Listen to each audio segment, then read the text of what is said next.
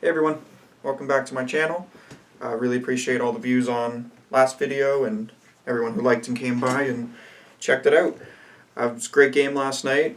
World Series is now tied at 1 game apiece, which still holding my prediction of the Dodgers taking it in 6, but it's challenging it. If the Rays can maybe take a lead in this next game tonight, it might, I don't know if it's going to sway my opinion, but it'll definitely put it in jeopardy. So, we'll get right into it with the pitching matchup. So, Blake Snell went out there for the Tampa Bay Rays. Lethal left-hander throughout the playoffs now and the regular season. He was facing up against a lot of left-handed batters tonight, which boded well for him. He one part in the game he completely embarrassed Joey Wendell with a curveball away, and he embarrassed Wendell's on his team. He embarrassed Seager. So I talked about who needed to step up, and it was Brandon Lowe, and Lowe showed up in a huge way this game. So right off in the first inning, he hits a solo home run to give the Rays a 1-0 lead, and he broke out, but he wasn't finished there. Later on in the game, he contributes again. So, again, Blake Snell, he was very lethal early, and lethal doesn't even begin to explain how good his stuff was tonight. Some nights it doesn't look like he really has it, the first game that he actually started of the playoffs in general, I was actually listening on the radio, and it actually sounded like he was probably not finding his stuff in the playoffs. And it's good to see that he's got it all figured out, and he knows he's the ace that he is and can be, because he's won the Cy Young before, and he's proven that he can be a clutch pitcher. So he started off 1-2-3 inning in the second, and after 3 innings, he had 6 strikeouts. So, and then his teammates helped him out again, padded the lead. Joey Wendell hit a double and drives in 2 runs, so that made it 3-0. And like I said about Brandon Lowe not being done yet, he hits his second homer of the game, and 2 runs score off that, so that made it 5-0. And with that homer from Brandon Lowe, that made it the Rays' 28th postseason home run this year, and that's an MLB record. So in the era of the home run ball, this is unprecedented. This is, even just for a year like this, you're not expecting to see much record-wise, and a year where the players were coming off of being off for so many months, you wouldn't think they'd have it all together, but they're breaking records still. And I don't know, people who believe in the juiced ball or anything like that, or the players just getting better, either way, there's thousands of more home runs per season than there were in years prior. Like, the records were smashed a couple years ago. So if you're a person who enjoys pitching, or you're a person who enjoys hitting home runs, anything, I think honestly the game today has more for new fans than it used to. So there is something for everyone, which is, if you have a favorite player, if they're a home run hitter or they're a pitcher or anything, and you're a new fan, you're definitely going to be able to enjoy the game of baseball. And I believe that's what dragged me into it. I've only been a fan since 2015, and I know that's a little bandwagonish, but the thing is, I started watching the Blue Jays, and they grabbed my attention, but I didn't hop off the wagon when they became bad. It grabbed my interest in baseball. So home runs are great. They're great for the game. And I would not be surprised to see that record broken. It's going to continue to be broken this year, obviously, by the Rays. But next year, I wouldn't be surprised to definitely see it broken. So, after the Lowe second homer, Chris Taylor and the Dodgers hit a 2-run home run, cut the lead to 5-2. But right after that, in the next inning, Joey Wendell hit a sac fly. Runner on third hit it, 6-2. And then, again, the Dodgers' bats weren't bad by any means. It's just they were facing Snell, who, it's very difficult to be disciplined against him, because you never know if he's going to be working inside the zone or outside. Especially when he's on, you don't know, because it's up to him, his own discretion of what he's going to do. So Will Smith hit a home run, made it 6-3, and Seager stayed hot, who I said needs to stay hot. And if he continues to, don't be surprised if the Dodgers are looking at a 2-1 lead after tonight. So he made it 6-4, and another record was set tonight by Corey Seager. So he has the most home runs by a shortstop in the postseason of all time. So that's good for him, especially all the names that would be on that list next to him. He's broken the record with games to spare in the World Series and still time to go. So he's probably going to continue setting that record if this isn't his last home run of the postseason.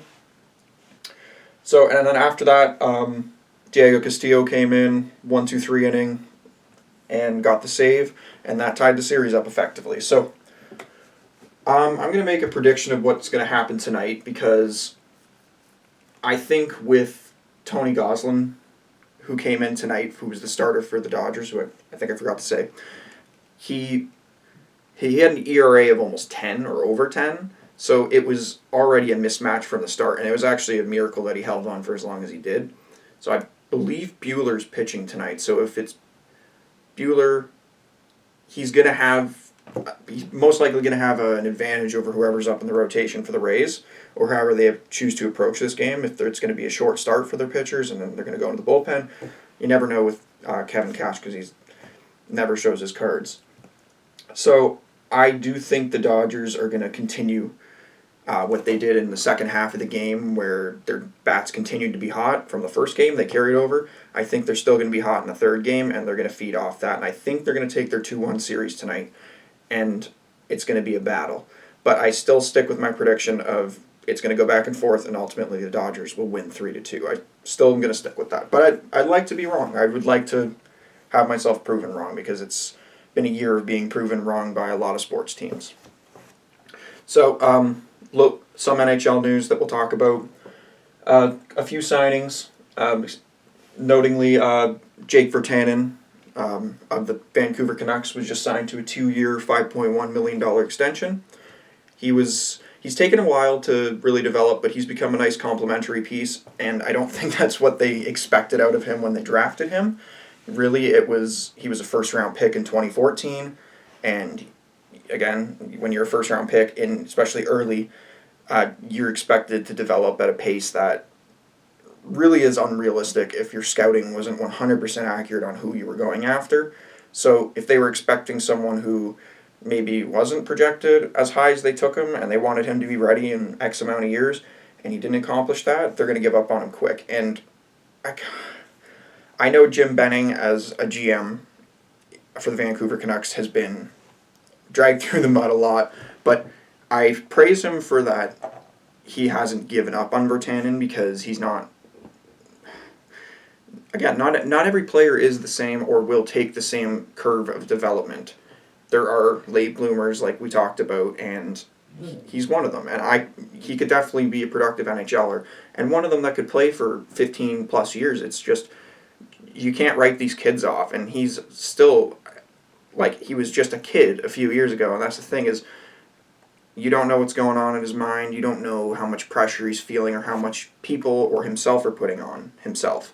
So, when you got a piece and you have time to develop it, if both sides are willing to go through that development, especially the Vancouver Canucks when they were going through a development phase, they were going through a rebuild, you have all the time in the world, but you have to surround those young assets with the right veterans. And it just can't be any veterans, it has to be the right ones. And I think he's done a good job of that now, Jim Benning. And it's great to see that he's getting his money worth, and it's not a payday by any means, but after this, if he could prove himself over these 2 years, he'll be looking for a pay raise if he can, get 50, 60 points, and that's fully possible for Jake Virtanen. So, former Toronto Maple Leaf Connor Brown, who was traded over in the Nikita Zaitsev trade, he was sent to Ottawa, but he just got a 3-year, $10.8 million extension from the Senators. And I do like the deal. It's Ottawa has the assets or the cash to be able to do that, because they don't have any players who are coming up to be UFAs or anything that they need priority to sign. But 3 years, got his payday, that's what it took. I know Toronto was never going to be able to, $3.8 million is definitely not a lot of money when you look at an NHL player, but in Toronto, when you're surrounded by so much talent, to be able to dish out $3.8 million to a third liner maybe second liner is a lot to ask from them. But you send them over to a team, say the Detroit Red Wings or the Ottawa Senators, who are in a transition phase, and the Ottawa Senators on the end of that transition phase trying to look up, they have the assets to be able to pay him. So it's good to see him get paid. And like I said, I commented on someone I'm subscribed to video today that he didn't have great offense with the Toronto Maple Leafs, but he definitely had a two-way game that was very valuable to us that we do miss. It was, even when he was in a scoring slouch or a slump, he would still up and down the ice. Like if he was doing a 45-second shift and he didn't touch the puck once, he made sure he was skating up and down the ice as fast as he could and trying to get sticks on pucks, trying to intercept pucks in lanes, going after the body, everything. And that's Mike Babcock and everyone. That's the reason he stuck around through the Mike Babcock era, and even before. He was on the Marlies and had some stints with us. It's because of his work ethic. So he deserves everything that he's getting, and congratulations to him getting his extension. And the next signing is Chris Russell, 1 year, $1.25 million, back to the Edmonton Oilers. Not much to say here. He's everyone knows what he is. He's a defensive defenseman, and the Oilers always need defense. And he kind of had a bad year last year and the year before, but maybe he can have a little better year, be a little bit more responsible with the puck, maybe contribute a little bit more offensively and be a mentor to, like Ethan Bear and Evan Bouchard, the young Oilers defense core that is coming up. They need those good veterans around them to play with them and teach them. So hopefully, since he's a defensive-minded defenseman, hopefully he can instill some good defensive habits into the young kids. So 1 year back to Edmonton. And the last piece of news isn't really a lot of news, but over the offseason you're going to see more scraping for news pieces. But the Colorado Avalanche renamed their arena. It was from the Pepsi Center, which was pretty synonymous with the Colorado Avalanche, just like how the Air Canada Center was with the Toronto Maple Leafs. But I see a lot of people, like every time a arena gets changed the name, they always freak out and say like, "Oh, don't change the name." But some people still call like the Air Canada Center, the ACC, the Air Canada Center, but it's still, so what? It's Scotiabank now. Just like theirs is going to be Ball Arena because they're a sponsor. You pair with a sponsor, you put on the arena. It's what's on the inside that counts, the team. So the Avalanche are going to be fine in their new arena. It's not even a new arena, it's a new name. So they'll still be fine. They'll still be a great team. And I hope that there's some more signings because there are still some outstanding UFAs that are left. Most obvious is Mike Hoffman, seeing where he's going to go. So we're still waiting around for those details to come out if there are negotiations going on with what teams. So be interested in seeing what develops over the course of the fall. So they have all the time in the world. If really the whole fall and winter, I know they want to get started January 1st, but they're trying to get every last dollar, every last little detail ironed out. So I'm sure they will. So I hope everyone enjoys the game tonight. Game 3 of the World Series. It's going to be a great game, so hopefully you guys tune in. And I will see you guys tomorrow. Again, have some things in the work, baseball related, and I'm really excited to get it out to you guys. So, thanks for everyone that came by today. Please consider subscribing. It would mean a lot to me, seeing that you guys want to interact with me. And I want you guys, for this video, if you have any ideas, just to leave them in the comment section, and I will respond and consider your ideas. I'll talk about anything you want. So, yeah, just leave a comment, feel free, and come by, and hopefully tomorrow we'll have a lot more NHL news and the result that we want for tonight, which for me, if my prediction's going to be right, hopefully it's going to be the Dodgers, even though I'm a Jays fan. So, alright, I'll wrap it up. So, again, like, comment, subscribe. Thanks for everyone coming by, and I hope you enjoy the game tonight. Thank you.